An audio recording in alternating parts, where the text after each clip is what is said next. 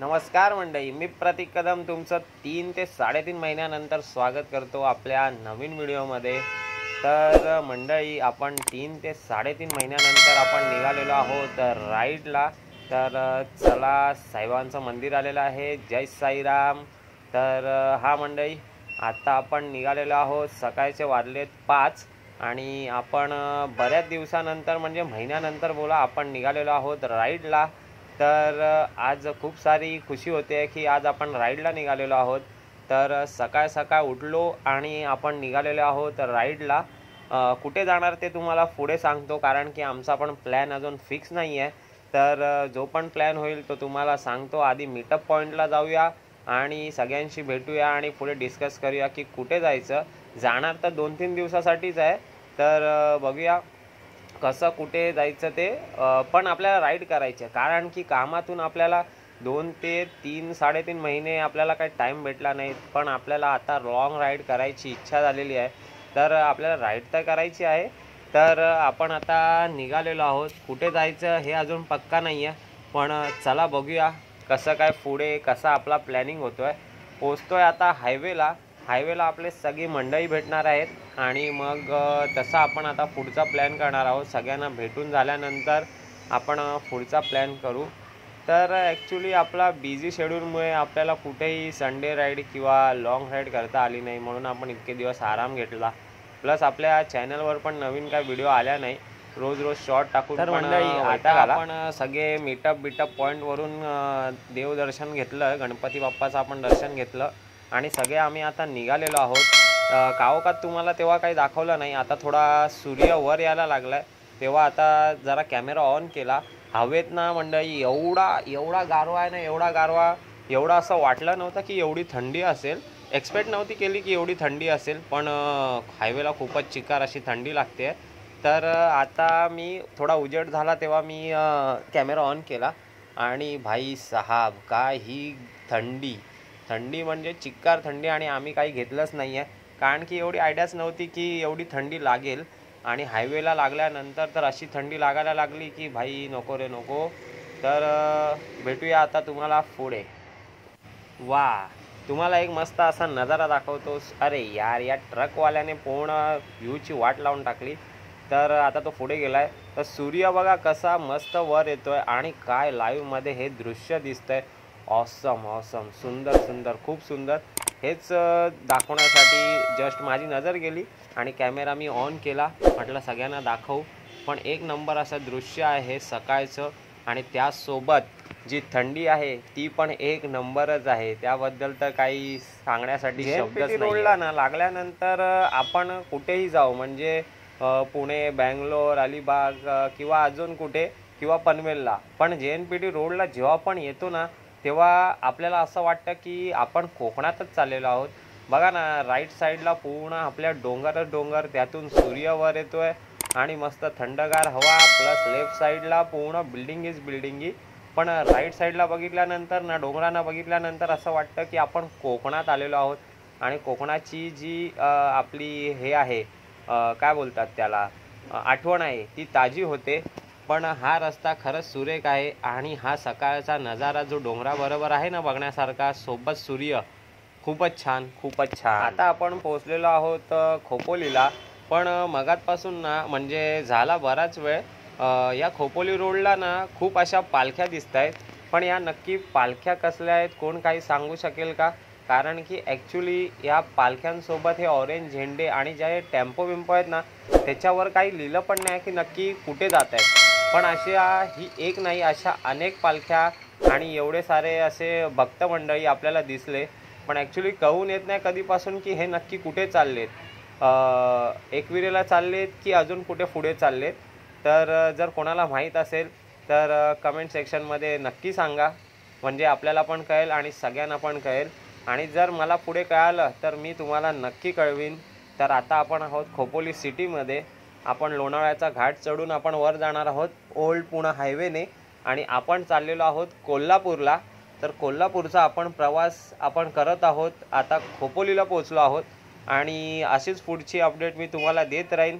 चला तर भेटू पुढे। आपण आता खंडाळ्याच्या व्ह्यू पॉईंटला पोहोचलेलो आहोत। खोपोलीचा वाकडा तिकडा असा घाट चढून आणि बघा मंडळी, इथे पण तुम्हाला हे सगळे भक्तगण बसलेले दिसतील.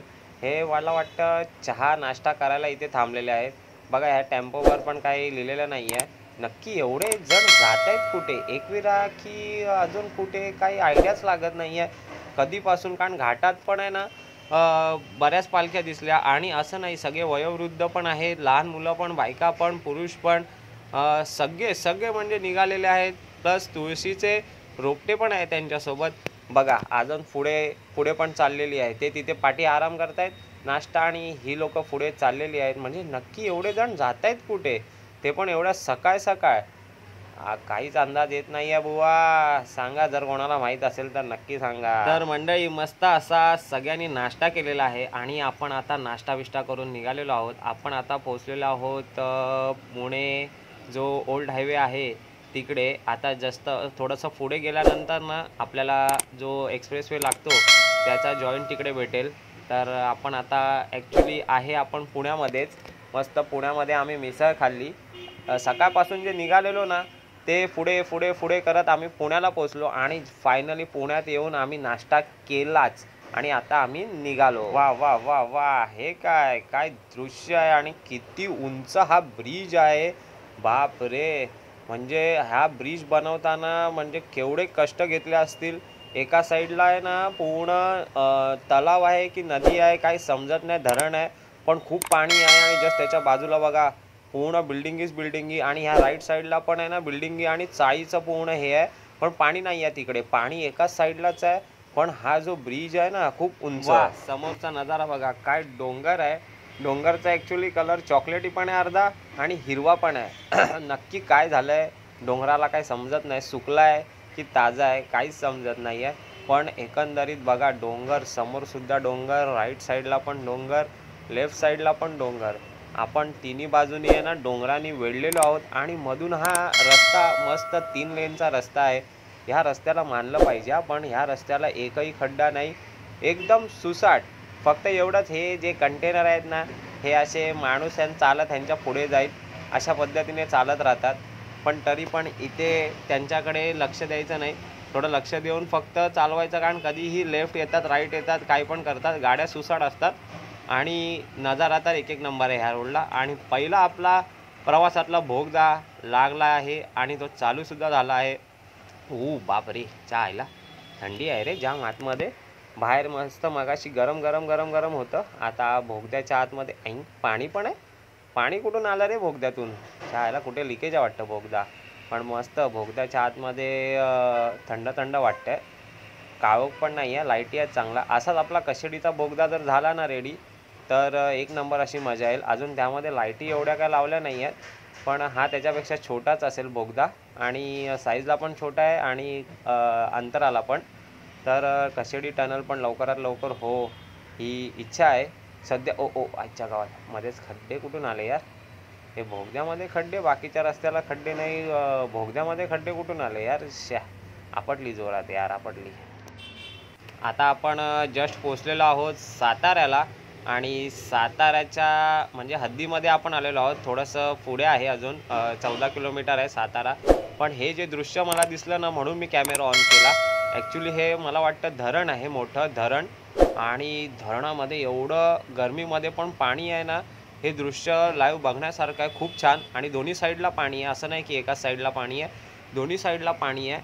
म्हणून हे दृश्य तुम्हाला दाखवण्यासाठी ना कॅमेरा ऑन केला. आणि बाजूला जे हे मंदिर दिसतंय ना, खूप सुंदर खूप सुंदर खूप सुंदर असं मंदिर आहे, आणि चांगला असा तिकडे गारवासुद्धा आहे. आपण पूर्ण सुसाट चाललेलो आहोत, आणि आपल्या सुसाट बरोबर आपल्याला हे डोंगर, आणि ही पूर्ण डोंगराची जी रांग आहे जी लांब लांबपर्यंत दिसते, ही रांग आपल्याला भेटलेली आहे. मस्त एक नंबर असा रस्ता आहे, चालवायला मजा येते.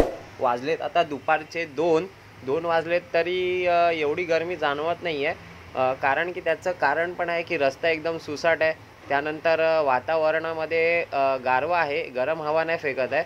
आणि प्लस हे जे तुम्हाला मी दृश्य दाखवतोय ते दृश्य बघण्यासारखे आहेत.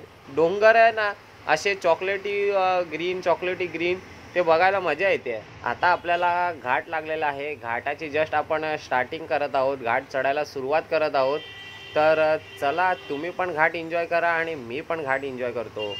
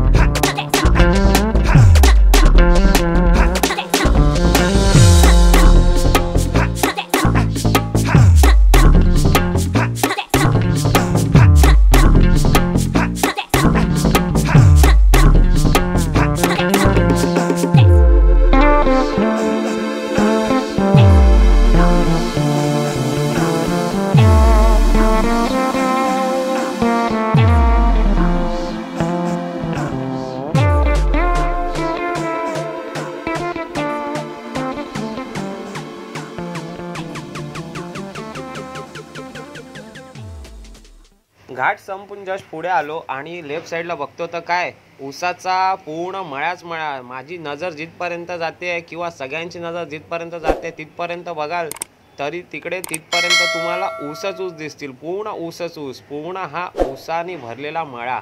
कारण इकडे उत्पन्न ऊसाचं जास्त आहे, कारण साखर कारखाने सुद्धा इकडे जास्त आहेत. कारण ऊसच उत्पन्न इथे जास्त असल्यामुळे साखर कारखाने पण इकडे. आता आपण उमरजला पोहोचलेलो आहोत. जस्ट उमरजवरून आपण जेवून निघालेलो आहोत. जेवताना वगैरे किंवा नाश्ता करताना मी व्हिडिओ करत नाही, कारण की फटफट खाऊन निघायचं असतं. टाइमपास करण्यापेक्षा आपलं खाऊन निघायचं आणि जी काय अपडेट आहे ती नंतर बाईकवर बसल्यानंतर द्यायची. आणि उमरज नंतर आता जो रस्ता लागला आहे तो सिमेंटचा रस्ता आहे आणि प्लस इथे कामसुद्धा चालू आहे रस्त्याचं. त्यामुळे जर कोणी येत असेल बाईकनी कारनी तर सावकाश या, कारण की वर खाली आणि डायव्हर्शन असे चालू आहे. पण सिमेंटचा रस्ता बऱ्यापैकी झालेला आहे आणि व्यवस्थित आहे, काय असं नो डाऊट. आणि ऊसच ऊससुद्धा इथे सिमेंटच्या रस्त्याबरोबर आहे आपल्याला दिसायला. तर तुम्ही याल तर इकडे तुम्हाला सगळं ऊसच दिसेल आणि सोबत नजारे. वाजलेत आता 6:30 आणि आपण पोचलेलो आहोत कोल्हापूरमध्ये. Welcome to Kolhapur. आणि 6:30 वाजताच एवढा काळोख झाला आहे ना इथे. आणि या काळोखाबरोबर कोल्हापूरमध्ये जी ट्रॅफिक आहे ना, ट्रॅफिक ती असं वाटतं की आपण जणू मुंबईमध्येच आहे. अक्षरशः मुंबईसारखी ट्रॅफिक आहे भाई इकडे.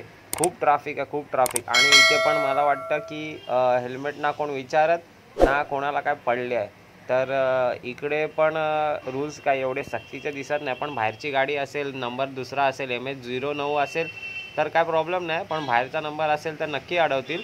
पण इकडे तुम्हाला मुंबईचीच फील येईल, असं वाटणार नाही की कोल्हापूरमध्ये आहे. बस फक्त थंडी असल्यामुळे फक्त वाटेल की हा भाई आपण मुंबई सोडून कुठे बाहेर आहे. नाहीतर मुंबई आणि ह्याच्यामध्ये काही फरक नाही आहे. सगळं अपडेट आहे, सगळं अपडेट.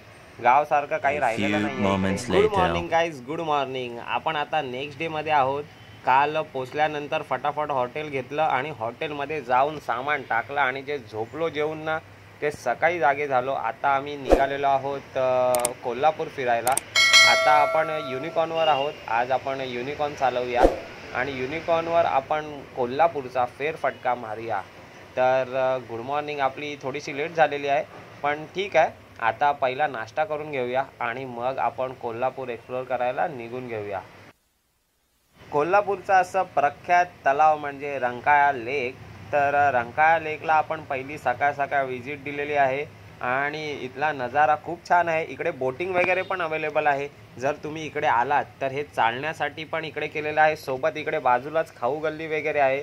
जर भूक वगैरे लागली तर बाजूलाच लगेच तुम्ही बसून खाऊ शकता आणि फिरायला पण मस्त अशी जागा आहे. आपण देत आहोत हा आहे कोल्हापूरचा प्रख्यात असा पॅलेस, जो महाराजांच्या टायमाचा असा पॅलेस आहे. तो अजूनसुद्धा एकदम एक नंबर आहे.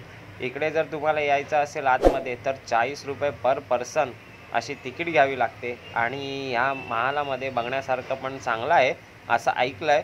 तर आता आतमध्ये जाऊन हा महाल कसा आहे, हा पॅलेस कसा आहे ते बघूया. बाकी याचं जे आजूबाजूचा परिसर आहे तो एकदम नीट अँड क्लीन आहे. तर 40 रुपये द्यायला असं काय वाटलं नाही आणि आतमध्ये पण बघण्यासारखं असं असेल असं वाटतं आहे. कारण जो आजूबाजूचा परिसर आहे ना त्याच्यावरूनच ओळखायला येतं की आतमध्ये काय असेल. तर बघूया आतमध्ये साधारण शूट करायला भेटणार नाही, कारण बाहेरच सगळे फ्लॅग्स वगैरे लावलेले आहेत आणि बोर्ड लावलेले आहेत. तर बघूया आता आतमध्ये जाऊन.